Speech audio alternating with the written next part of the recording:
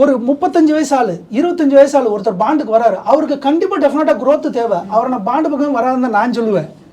20 வயசு பையன் ஒருத்தன் பாண்டு அன்றைக்கி ஒருத்தன் கேட்டான், தானே நானும் உங்களே பார்த்து பாண்டில் போட்டேன். டேய் என்னைய பார்த்து பாண்டு போட்டேன், உன்னை எவன்டா வாங்க சொன்னேன்? நானா வாங்க சொன்னேன் உடனே?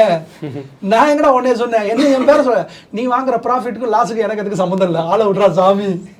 என்ன சொல்கிறேன்னா, யங்ஸ்டர்ஸ் சில பேர் வந்து என்ன ஆகிடும், இன்ஃப்ளூயன்ஸ் ஆகி வர்றாங்க. இவங்க சொல்கிறாங்க, அவங்க சொல்கிறாங்க, யூடியூப்பில் சொல்கிறாங்கன்ட்டு வர்றாங்க. 20 வயசு பையனுக்கு 18 வருஷத்துக்கு 18% வளரக்கூடிய மியூச்சுவல் ஃபண்டு தான் சிறந்தது அவனுக்கு. ஏன்னா அவன் 40 வயசில் அவனுக்கு ஒரு கார்பஸ் வேணும்ல ரிட்டையர்ட் ஆகிறதுக்கு.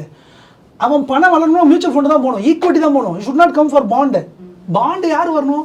என்கிட்ட கார்பஸ் இருக்குது, எனக்கு மந்த்லி இன்கம் வரணும் தான் வரணும்.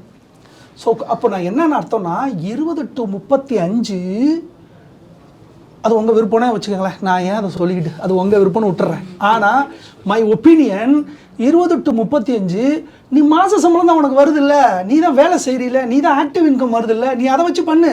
அது வரை உன் பணத்தை எங்கேயா வளர விடு.